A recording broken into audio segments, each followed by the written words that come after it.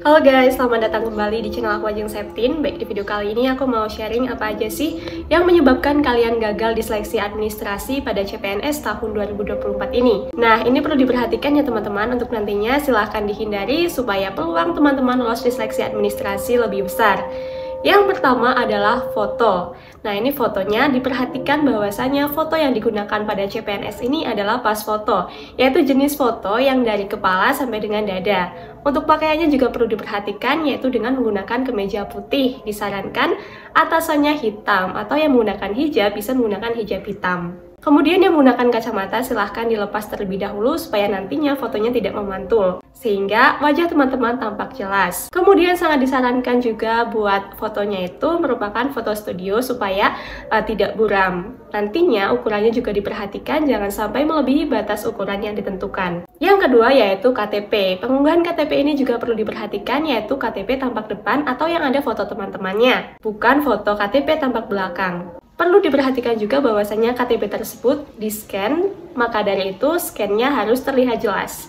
Jadi jangan sampai tulisan di KTP tidak terlihat atau buram. Ukuran dan format KTP yang diunggah juga perlu diperhatikan dan disesuaikan dengan ketentuan yang berlaku. Yang ketiga adalah permasalahan e-materai. Nah, ini perlu diperhatikan ya teman-teman, bahwasanya untuk tahun ini menggunakan e-materai. Jadi jangan sampai teman-teman menggunakan materai yang tempel. Kemudian pembelian e-materai juga harus diperhatikan, jangan sampai teman-teman membeli di website atau di tempat yang tidak resmi.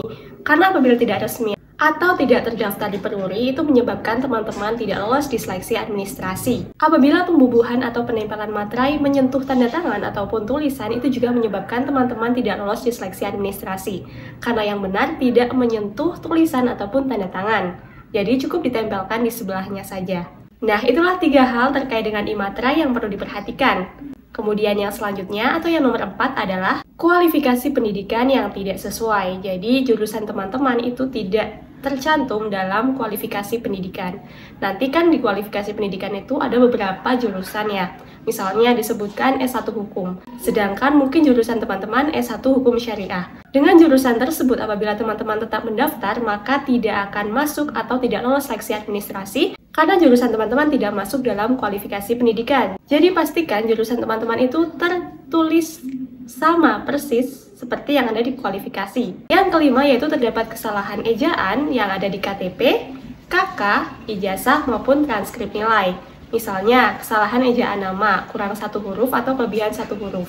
Itu juga akan berpengaruh pada seleksi administrasi ini. Oleh karena itu pastikan semua data yang ada di KK, KTP, transkrip dan juga ijazah memiliki ejaan yang sama atau sudah benar semuanya. Yang keenam yaitu surat lamaran pekerjaan yang ditulis tidak sesuai dengan format yang diminta dari instansi terkait. Nah, ini setiap instansi surat lamaran pekerjaannya itu berbeda. Jadi ada yang tulis tangan ataupun ada yang ketik. Bagaimana format persis dari surat lamaran instansi yang teman-teman lamar? Itu bisa dilihat di portal SSCASN, bagian formasi ataupun di bagian website instansi resmi yang teman-teman lamar. Jangan sampai teman-teman masih abu-abu ataupun tidak tahu format yang sebenarnya itu ketik atau tulis tangan. Selain format ketik atau tulis tangan, hal yang perlu diperhatikan adalah format atau susunan surat lamarannya. Itu harus sama persis seperti yang ada pada format yang telah disebutkan atau yang telah dicontohkan di instansi terkait. Yang ketujuh yang sering terjadi adalah salah ukuran file ataupun salah format file. Jadi perlu diperhatikan bahwa semua berkas yang diunggah sudah sesuai dengan ketentuan yang disyaratkan. Dan yang terakhir adalah akreditasi jurusan dan juga kampus yang tidak memenuhi kualifikasi, khususnya untuk kumlot. Nah, ada aturan-aturan tertentu untuk kumlot, itu yang bisa itu berasal dari kampus dan jurusan bagaimana. Apabila tidak memenuhi kualifikasi kumlot tersebut, tetapi teman-teman mendaftar melalui jalur kumlot, itu akan dipastikan tidak lolos dalam seleksi administrasi. Maka dari itu hati-hati ya. Oke, itulah 8 penyebab peserta dinyatakan tidak lolos CPNS di bagian seleksi administrasi. Terima kasih sudah nonton video ini, sampai jumpa di videoku yang selanjutnya.